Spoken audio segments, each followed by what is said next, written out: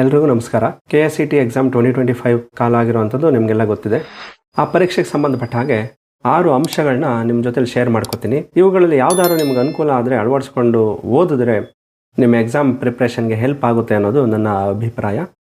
ನಾನೀಗಾಗಲೇ ರಾಜ್ಯಶಾಸ್ತ್ರ ಹಾಗೂ ಇತಿಹಾಸ ವಿಷಯಗಳಲ್ಲಿ KSET ಹಾಗೂ NET ಎಕ್ಸಾಮ್ಗಳನ್ನು ಕ್ಲಿಯರ್ ಮಾಡಿಕೊಂಡು ನನ್ನ ಅನುಭವದ ಆಧಾರದ ಮೇಲೆ ಈ ಅಂಶಗಳನ್ನ ನಿಮ್ಮ ಜೊತೆ ಶೇರ್ ಮಾಡ್ಕೊತಾ ಇದ್ದೀನಿ. ಯಾರಿಗಾದರೂ ಅನುಕೂಲ ಆದರೆ ನನ್ನ ಪ್ರಯತ್ನ ಸಾರ್ಥಕ ಆಗುತ್ತೆ ಅಂತ ಹೇಳ್ತಾ, ಅದಕ್ಕೂ ಮೊದಲು ನೀವಿನ್ನು ನಮ್ಮ ಚಾನಲ್ ಸಬ್ಸ್ಕ್ರೈಬ್ ಆಗಿಲ್ಲ ಅಂದರೆ ಕೂಡಲೇ ಸಬ್ಸ್ಕ್ರೈಬ್ ಆಗಿ, ಹಾಗೆ ಮಾಹಿತಿ ಇಷ್ಟ ಆದರೆ ಲೈಕ್ ಮಾಡಿ.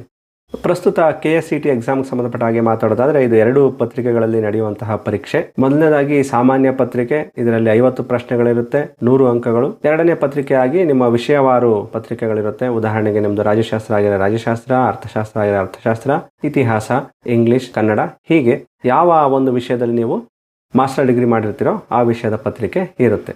ನೀವೆಲ್ಲ ನೋಟ್ಸ್ಗಳನ್ನ ಓದಿರ್ತೀರಾ, ಬುಕ್ಸ್ ಓದಿರ್ತೀರಾ, ಬೇರೆ ಬೇರೆ ಯೂಟ್ಯೂಬ್ ಚಾನೆಲ್ಗಳನ್ನ ರೆಫರ್ ಮಾಡಿರ್ತೀರಾ.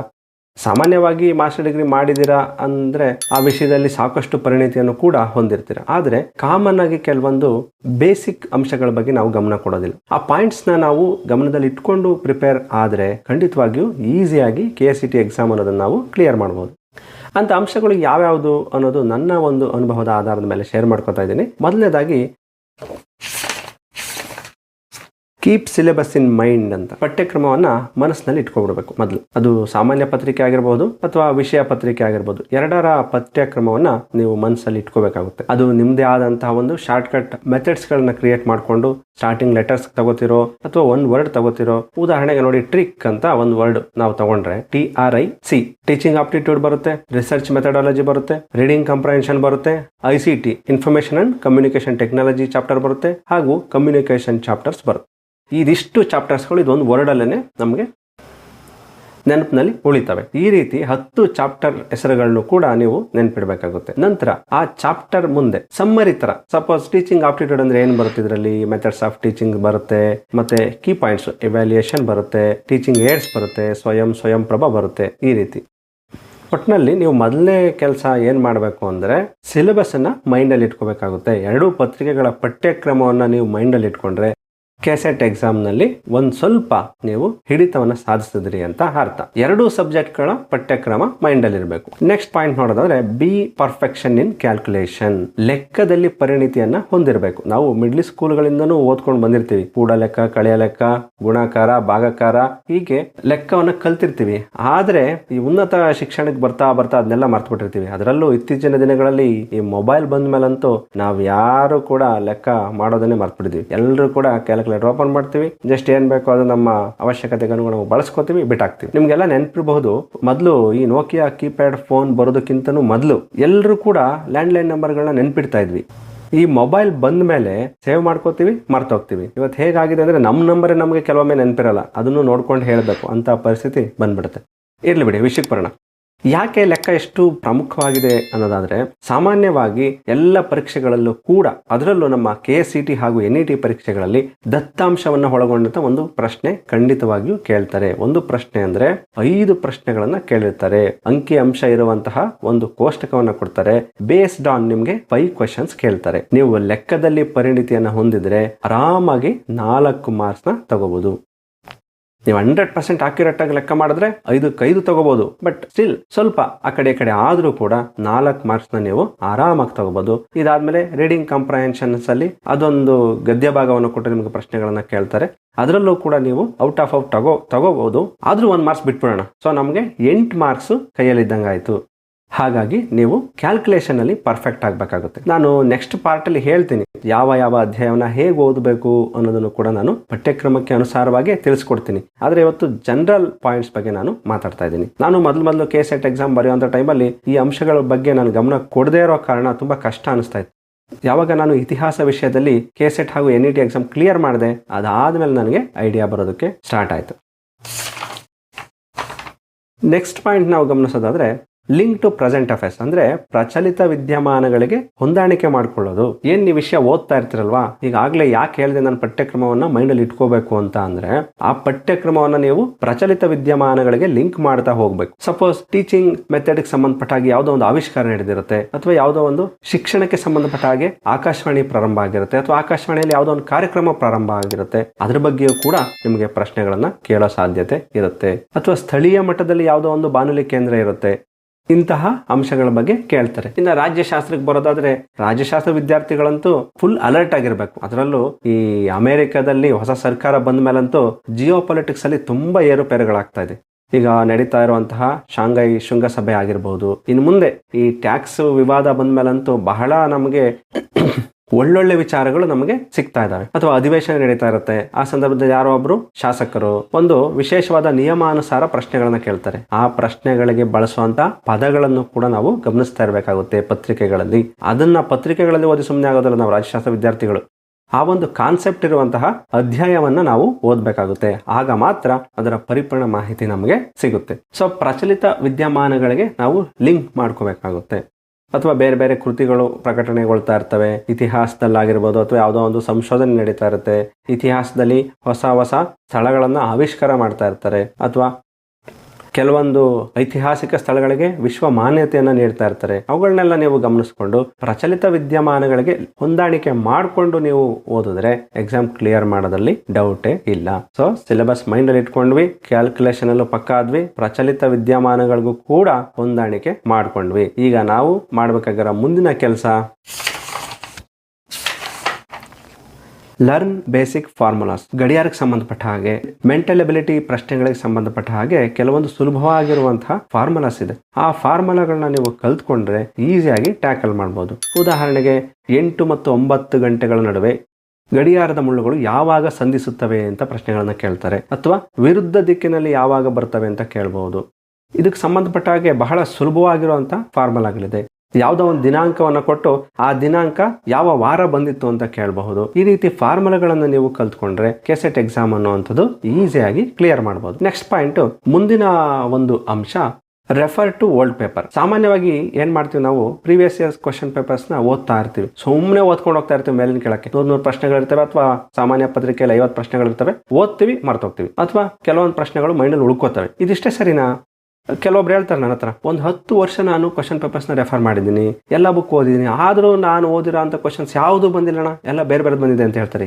ಯಾಕೆ ಅದ ರೀತಿ ಹೇಳ್ತಾರೆ ಅಂದ್ರೆ, ನಾವು ಥಿಂಕ್ ಮಾಡಬೇಕು. ನಾವೇ ಪ್ರಶ್ನೆ ಪತ್ರಿಕೆಯನ್ನ ಕ್ರಿಯೇಟ್ ಮಾಡ್ತಾ ಇದೀವಿ ಅನ್ನೋದನ್ನ ಮೈಂಡ್ ಅಲ್ಲಿ ಇಟ್ಕೊಂಡು ಥಿಂಕ್ ಮಾಡಬೇಕು. ಯಾಕೆ ಅಂದ್ರೆ ನಾವು ಕೇವಲ ಪರೀಕ್ಷಾ ದೃಷ್ಟಿಯಿಂದ ಪ್ರಿಪೇರ್ ಆಗೋದಲ್ಲ. This is stepping stone for assistant professor. ನಾವೆಲ್ಲ ಸಹಾಯಕ ಪ್ರಾಧ್ಯಾಪಕರಾಗಬೇಕು ಅನ್ನುವಂತಹ ಆಸೆಯನ್ನ ಮನಸ್ಸಿನಲ್ಲಿ ಇಟ್ಕೊಂಡು ಓದ್ತಾ ಇರೋದ್ರಿಂದ ನಾವು ಆ ನಿಟ್ಟಿನಲ್ಲಿ ಥಿಂಕ್ ಮಾಡಬೇಕು. ಮುಂದೊಂದಿನ ನಾವು ಪ್ರಶ್ನೆ ಪತ್ರಿಕೆನ ಕ್ರಿಯೇಟ್ ಮಾಡ್ತೀವಿ ಅನ್ನೋದನ್ನ ಮೈಂಡ್ ಅಲ್ಲಿ ಇಟ್ಕೊಂಡು ಥಿಂಕ್ ಮಾಡಿದ್ರೆ ಹೇಗೆ ಓದಬೇಕು ಅನ್ನೋದು ನಮಗೆ ಅರ್ಥವಾಗುತ್ತೆ. ಸಪೋಸ್ ಹೇಳ್ತೀನಿ ಕೇಳಿ, ಈಗ ಮೆಥಡ್ಸ್ ಆಫ್ ಟೀಚಿಂಗ್ ಅನ್ನುವಂಥ ವಿಚಾರದಲ್ಲಿ ಈ ಮೆಮೊರಿ ಲೆವೆಲ್ ಆಫ್ ಟೀಚಿಂಗ್ ಅನ್ನುವಂತಹ ಒಂದು ವಿಷಯದಲ್ಲಿ ಪ್ರಶ್ನೆಗಳನ್ನ ಕೇಳಿರ್ತಾರೆ ತುಂಬಾ ಸರ್ತಿ. ಸಾಮಾನ್ಯವಾಗಿ ನಾವೇನ್ ಮಾಡ್ಬಿಡ್ತೀವಿ, ಆ ಒಂದು ಮೆಥಡ್ ಅನ್ನ ಚೆನ್ನಾಗಿ ಓದ್ಕೊಬಿಡ್ತೀವಿ, ಬಹೆಕ್ ಮಾಡ್ಬಿಡ್ತೀವಿ, ಆದ್ರೆ ಉಳಿದ ಮೆಥಡ್ ಗಳನ್ನ ನಾವು ಕೈ ಬಿಟ್ಬಿಡ್ತೀವಿ. ಇದೊಂದೇ ಕೇಳಿದ್ರೆ ಇದೊಂದು ಓದ್ಕೊಬಿಡೋಣ. ನಾವು ಯೋಚನೆ ಮಾಡಬೇಕು, ಅದರ ಮುಂದಿನ ಒಂದು ಮೆಥಡ್ ಯಾವ್ದಿರುತ್ತೆ ಅದರಲ್ಲೂ ಕೂಡ ಪ್ರಶ್ನೆಗಳನ್ನ ಕೇಳೋ ಸಾಧ್ಯತೆ ಇರುತ್ತೆ. ಪ್ರಶ್ನೆ ಪತ್ರಿಕೆ ಕ್ರಿಯೇಟ್ ಮಾಡ್ಬೇಕಾದ್ರೆ ಏನ್ ಮಾಡ್ತಾರೆ, ಅವರು ಕೂಡ ಹಳೆಯ ಪತ್ರಿಕೆಗಳನ್ನ ನೋಡಿರ್ತಾರೆ. ಯಾವಾಗಲೂ ಕೇಳೋದ್ರಿಂದ ಏನ್ ಪ್ರಯೋಜನ, ಅಟ್ಲೀಸ್ಟ್ ನೆಕ್ಸ್ಟ್ ಒಂದು ಮುಂದಿನ ಮೆಥಡ್ ಅಲ್ಲಿ ಕೇಳೋಣ ಅನ್ನುವಂಥ ನಿಟ್ಟಿನಲ್ಲಿ ಪ್ರಶ್ನೆಗಳನ್ನ ಕೇಳ್ತಾರೆ. ಇನ್ನೊಂದು ರಾಜ್ಯಶಾಸ್ತ್ರದಲ್ಲಿ ಒಂದು ಉದಾಹರಣೆ ಕೊಟ್ಟು ಹೇಳೋದಾದ್ರೆ, ಈಗ ಅರಿಸ್ಟಾಟಲ್ ಅನ್ನುವಂಥ ಹೆಸರು ಬಂದ್ರೆ ಸಾಮಾನ್ಯವಾಗಿ ಎಲ್ಲ ರಾಜ್ಯಶಾಸ್ತ್ರ ವಿದ್ಯಾರ್ಥಿಗಳ ಮೈಂಡ್ ಅಲ್ಲಿ ಬರುವಂತದ್ದು ಸರ್ಕಾರಗಳ ವರ್ಗೀಕರಣ ಅಂತ. ಈ ಸರ್ಕಾರಗಳ ವರ್ಗೀಕರಣದಲ್ಲಿ ಸಾಮಾನ್ಯವಾಗಿ ಕೇಳ್ತಾ ಇರ್ತಾರೆ. ಯಾವುದೇ ಸಾಮಾನ್ಯ ಪರೀಕ್ಷೆಗಳಲ್ಲೂ ಕೂಡ ಕೇಳ್ತಾರೆ, ಹಾಗೆ ಕೆಸೆಟ್ NET ಪರೀಕ್ಷೆಗಳಲ್ಲೂ ಕೂಡ ಕೇಳ್ತಾರೆ. ಕೆಲವೊಮ್ಮೆ ಏನ್ ಮಾಡ್ತಾರೆ, ಅವರ ಗುಲಾಮಗಿರಿ ಸಿದ್ಧಾಂತ ಅಥವಾ ಕ್ರಾಂತಿ ಸಿದ್ಧಾಂತದ ಬಗ್ಗೆ ಪ್ರಶ್ನೆಗಳನ್ನ ಕೇಳಿರ್ತಾರೆ. ನಾವು ಅವುಗಳನ್ನ ಕೈಬಿಟ್ಟಿರ್ತೀವಿ. ಅಥವಾ ಪೌರತ್ವಕ್ಕೆ ಸಂಬಂಧಪಟ್ಟ ಹಾಗೆ ಅರಿಸ್ಟಾಟಲ್ ರವರ ವಿಚಾರವನ್ನ ನಾವು ಅಷ್ಟು ಗಮನ ಕೊಟ್ಟಿರಲ್ಲ, ಓದಿರ್ತೀವಿ, ಸುಮ್ಮನೆ ಒಂದ್ಸರ್ತಿ ಗ್ಲಾನ್ಸ್ ಮಾಡ್ಬಿಟ್ಟು ಬಿಟ್ಟಿರ್ತೀವಿ. ಸೊ ನಾವೇನ್ ಮಾಡ್ಬೇಕು, ಅರಿಸ್ಟಾಟಲ್ ಅನ್ನುವಂತಹ ಒಬ್ಬ ಮುಖ್ಯ ರಾಜಕೀಯ ಚಿಂತಕನ ಬಗ್ಗೆ ಯಾವುದೋ ಒಂದು ಸಿದ್ಧಾಂತದಲ್ಲಿ ಪ್ರಶ್ನೆ ಕೇಳ್ತಾ ಇದ್ದಾರೆ ಅಂದ್ರೆ ನಾವು ಅರಿಸ್ಟಾಟಲ್ ಅನ್ನೋದನ್ನ ಮೈಂಡ್ ಅಲ್ಲಿ ಫಿಕ್ಸ್ ಮಾಡ್ಕೊಡ್ಬೇಕು. ಆ ವ್ಯಕ್ತಿಯ ಉಳಿದ ಎಲ್ಲ ಸಿದ್ಧಾಂತಗಳ ಬಗ್ಗೆ ಕೂಡ ನಾವು ಗಮನ ಕೊಟ್ಟು ಓದಿದ್ರೆ 100% ನಾವು ಕೆಸೆಟ್ ಅನ್ನ ಕ್ಲಿಯರ್ ಮಾಡಬಹುದು. ನಾನು ನೆಕ್ಸ್ಟ್ ಪಾರ್ಟ್ ಅಲ್ಲಿ ಹೇಳ್ತೀನಿ ಎಷ್ಟು ಅಂಕಗಳಿಗೆ ನಾವು ಟಾರ್ಗೆಟ್ ಇಟ್ಕೋಬೇಕು, ಯಾವ ವಿಷಯದಲ್ಲಿ ಹೇಗೆ ನಾವು ಅದನ್ನ ಹಂಚಿಕೆ ಮಾಡ್ಕೋಬೇಕು ಅನ್ನೋದನ್ನ ನಾನು ಹೇಳ್ತೀನಿ. ಸೊ ಹೆಚ್ಚಾಗಿ ಪ್ರಶ್ನೆಗಳು ಬಂದಿರುವಂತಹ ಮುಂದಿನ ಹಾಗೂ ಇಂದಿನ ಪರಿಕಲ್ಪನೆಗಳ ಬಗ್ಗೆ ನಾವು ಗಮನ ಕೊಟ್ರೆ ನಾವು ಓಲ್ಡ್ ಪೇಪರ್ ಅಥವಾ ಮಾಡೆಲ್ ಕ್ವಶನ್ ಪೇಪರ್ಸ್ ರೆಫರ್ ಮಾಡಿದ್ದಕ್ಕೂ ಪ್ರಯೋಜನ ಆಗುತ್ತೆ. Otherwise no use. ಕೆಲವೊಮ್ಮೆ ಎಲ್ಲಕ್ಕೂ ಕೈ ಹಿಡಿಬಹುದು, ಅದು ಬೇರೆ ಪ್ರಶ್ನೆ. ನೆಗೆಟಿವ್ ಮಾರ್ಕ್ಸ್ ಇಲ್ಲದೆ ಇರೋದ್ರಿಂದ ಯಾವುದೋ ಒಂದು ಗೆಸ್ ಮಾಡಿ ಹಾಕ್ಬಿಟ್ಟು ಪಾಸ್ ಆಗ್ಬೋದು, ಆಗೋದೇ ಇಲ್ಲ ಅಂತ ನಾನು ಹೇಳ್ತಿಲ್ಲ. ಆದ್ರೆ ನಮ್ಮ ಉದ್ದೇಶ ಈಗಾಗಲೇ ಹೇಳ್ದಾಗೆ ಪರೀಕ್ಷೆಗೆ ಸೀಮಿತವಾಗಿರಬಾರದು.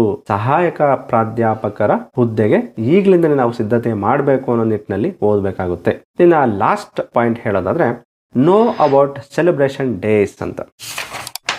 ನೋಡಿ, ಸಾಕಷ್ಟು ದಿನಗಳನ್ನ ಆಚರಣೆ ಮಾಡ್ತಾರೆ ರಾಷ್ಟ್ರೀಯ ಹಾಗೂ ಅಂತಾರಾಷ್ಟ್ರೀಯ ಮಟ್ಟದಲ್ಲಿ. ಕೆಲವೊಮ್ಮೆ ರಾಜ್ಯ ಮಟ್ಟದಲ್ಲಿ ಕೂಡ ಕೆಲವು ದಿನಾಚರಣೆಗಳನ್ನ ಆಚರಣೆ ಮಾಡ್ತಾರೆ. ಪತ್ರಿಕೆ 1ರಲ್ಲಿ ನಿಮಗೆ ಬೋಧನಾ ಸಾಮರ್ಥ್ಯದ ಅಧ್ಯಯನದಲ್ಲಿ ಯೂನಿಟ್ 1ನಲ್ಲಿ ನಿಮಗೆ ಈ ಒಂದು ಡೇಗಳ ಬಗ್ಗೆ ಪ್ರಶ್ನೆಗಳನ್ನ ಕೇಳೋ ಸಾಧ್ಯತೆ ಇರುತ್ತೆ. ಉದಾಹರಣೆಗೆ ನೋಡಿ, ಟೀಚರ್ಸ್ ಡೇ ಆಗಿರ್ಬೋದು, ಚಿಲ್ಡ್ರನ್ಸ್ ಡೇ ಆಗಿರ್ಬೋದು. ಇನ್ನು ಪೀಪಲ್ ಅಂಡ್ ಎನ್ವಿರಾನ್ಮೆಂಟ್ ಪರಿಸರ ಅಧ್ಯಾಯದ ಒಂದು ಯೂನಿಟ್ ಅಲ್ಲೂ ಕೂಡ ನಿಮಗೆ ಜಲ ದಿನದ ಬಗ್ಗೆ ಕೇಳ್ತಾರೆ, ಅಥವಾ ಭೂದಿನ, ಪರಿಸರ ದಿನ, ಯೋಗ ದಿನ. ಈ ರೀತಿ ನಾನು ಜಸ್ಟ್ ಎಕ್ಸಾಂಪಲ್ ಹೇಳ್ತಾ ಇದ್ದೀನಿ. ನಿಮ್ಮ ಪಠ್ಯಕ್ರಮದಲ್ಲಿ ಯಾವ ಯಾವ ಯೂನಿಟ್ಸ್ ಅಲ್ಲಿ ಇಂತಹ ಡೇಗಳ ಬಗ್ಗೆ ಪ್ರಶ್ನೆ ಕೇಳುವಂತ ಸಾಧ್ಯತೆ ಇರುತ್ತೆ ಅನ್ನೋದನ್ನ ನೋಡಿ ಈ KVS ಮದನ್ ಅನ್ನುವಂಥವರು ಬರೆದಿರುವಂತಹ ಒಂದು ಇಂಗ್ಲಿಷ್ ಪುಸ್ತಕದಲ್ಲಿ ಆ ಒಂದು ಅಧ್ಯಾಯದ ಕೊನೆಯಲ್ಲಿ ಆ ಅಧ್ಯಾಯಕ್ಕೆ ಸಂಬಂಧಪಟ್ಟ ಹಾಗೆ ದಿನಾಚರಣೆಗಳನ್ನು ಕೂಡ ಕೊಟ್ಟಿದ್ದಾರೆ. ನೀವು ರೆಫರ್ ಮಾಡಬಹುದು. ಅವಶ್ಯಕತೆ ಇದ್ರೆ ಕಾಮೆಂಟ್ ಮಾಡಿ. ನಾನು ನಮ್ಮ ಒಂದು ಪಠ್ಯಕ್ರಮಕ್ಕೆ ಅಗತ್ಯವಾಗಿರುವಂತಹ ದಿನಾಚರಣೆಗಳ ಪಟ್ಟಿಯನ್ನು ಕೂಡ ನಿಮಗೆ ಕೊಡುವಂತ ಪ್ರಯತ್ನ ಮಾಡ್ತೀನಿ. ಇನ್ನು ಇತ್ತೀಚಿನ ದಿನಗಳಲ್ಲಿ ಸೋಷಿಯಲ್ ಮೀಡಿಯಾಕ್ಕೆ ಸಂಬಂಧಪಟ್ಟ ಹಾಗೂ ಒಂದೊಂದು ಡೇಗಳು ಉಟ್ಕೊಂಡ್ಬಿಟ್ಟಿದ್ದಾವೆ. ಅವುಗಳನ್ನು ಕೂಡ ನೆನ್ಪಿಡ್ಬೇಕಾಗುತ್ತೆ. ಯಾವಾಗ ಏನ್ ಕೇಳ್ತಾರೆ ಅಂತ ಹೇಳಕ್ಕಾಗಲ್ಲ. ಸೊ ಇದು 6 ಪಾಯಿಂಟ್ಸ್ ನನ್ನ ಅನುಭವ. ಈ 6ರಲ್ಲಿ ನಿಮ್ಗೆ ಯಾವ್ದು ಅನುಕೂಲ ಆಗುತ್ತೆ ಅಥವಾ ಯಾವ್ದು ಸರಿ ಇದೆ ಅನ್ನೋದನ್ನ ಕಮೆಂಟ್ ಮಾಡಿ. ಈ ಎಲ್ಲ ಅಂಶಗಳನ್ನು ಸಾಮಾನ್ಯವಾಗಿ ನಾವು ಇಗ್ನೋರ್ ಮಾಡ್ಬಿಟ್ಟಿರ್ತೀವಿ. ಸಿಲೆಬಸ್ ಮೈಂಡ್ ಅಲ್ಲಿ ಎಲ್ರಿಗೂ ಇರುತ್ತೆ, ಇಲ್ಲ ಅಂತ ನಾನು ಹೇಳ್ತಿಲ್ಲ. ಆದ್ರೆ ಆಸ್ ಇಟ್ ಈಸ್ ಇಡಕ್ ಆಗಿಲ್ಲ ಅನ್ನೋದು ಒಂದು ಸಮ್ಮರಿ ರೂಪದಲ್ಲಾದ್ರು ನಮ್ಮ ಮೈಂಡ್ ಅಲ್ಲಿ ಇರಬೇಕು. ಏನೋ ಯಾವ್ದೋ ಈಗ ತುಂಬಾ ಜನ ಕೆಸೆಟ್ ಎಕ್ಸಾಮ್ ಕ್ಲಿಯರ್ ಮಾಡಿರ್ತಾರೆ, NET ಎಕ್ಸಾಮ್ ಕ್ಲಿಯರ್ ಮಾಡಿರ್ತಾರೆ. ನಿಮ್ಗೆ ಏನ್ ಸಿಲೆಬಸ್ ಇತ್ತು ಅಂದ್ರೆ ಮೈಂಡ್ ಅಲ್ಲಿ ಇರಲ್ಲ, ಅಥವಾ ನೀವೇನ್ ರೆಫರ್ ಮಾಡಿದ್ರಿ ಅಂದ್ರೆ ಅವ್ರಿಗೆ ಹೇಳಕ್ ಗೊತ್ತಾಗಲ್ಲ. ಯಾವ್ದೋ ಒಂದು ಬುಕ್ ಓದ್ದೆ, ಅಥವಾ ನನ್ನ ಫ್ರೆಂಡ್ಸ್ ಕಳಿಸಿದ ಯಾವ್ದೋ ನೋಟ್ಸ್ ಓದ್ದೆ, ಅಥವಾ ಯಾವ್ದೋ ಒಂದು ಯೂಟ್ಯೂಬ್ ಚಾನಲ್ ರೆಫರ್ ಮಾಡಿದೆ ಅಂತ ಹೇಳ್ತಾರೆ. ಅದು ಹಂಗಲ್ಲ. ನಾವೊಂದು ಪರೀಕ್ಷೆಯನ್ನ ಸಹಾಯಕ ಪ್ರಾಧ್ಯಾಪಕರಾಗುವಂತಹ ಮಟ್ಟಿಗೆ ಓದಿ ಕ್ಲಿಯರ್ ಮಾಡಿದಿವಿ ಅಂದ್ರೆ ಪರಿಪೂರ್ಣ ಹಿಡಿತ ನಮ್ಮಲ್ಲಿ ಇದ್ದಾಗ ಮಾತ್ರ ಅದು ಸಾರ್ಥಕತೆ ಆಗುತ್ತೆ. ನಾವು ಓದಿ ನಮ್ಮ ಕಿರಿಯ ವಿದ್ಯಾರ್ಥಿಗಳಿಗೆ ಅಥವಾ ನಮ್ಗಿಂತ ನಂತರದ ಪೀಳಿಗೆಗೆ ಅದನ್ನ ಹಂಚುವಷ್ಟು ಹಿಡಿತ ನಮ್ಮಲ್ಲಿ ಬಂದ್ರೆ ಖಂಡಿತವಾಗ್ಲೂ ನಾವು ಪರೀಕ್ಷೆ ಪಾಸ್ ಮಾಡಿದಕ್ಕೂ ಸಾರ್ಥಕ ಆಗುತ್ತೆ ಅನ್ನೋದು ನನ್ನ ಅಭಿಪ್ರಾಯ.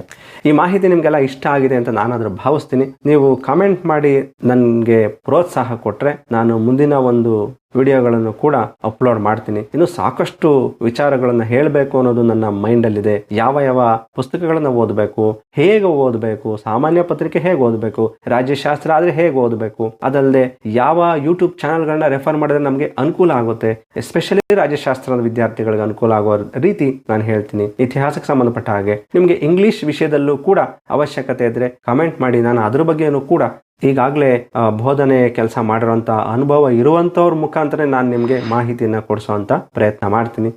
ಸೊ ಇಲ್ಲಿಗೆ ಈ ಒಂದು ಮಾಹಿತಿಯನ್ನ ಮುಗಿಸ್ತಾ ಇದ್ದೀನಿ. ಮತ್ತೊಂದು ಹೊಸ ಉಪಯುಕ್ತ ಮಾಹಿತಿಯೊಂದಿಗೆ ಮತ್ತೆ ನಿಮ್ಮನ್ನ ಭೇಟಿ ಮಾಡ್ತೀನಿ. ಅಲ್ಲಿವರೆಗೂ ಜೈ ಹಿಂದ್.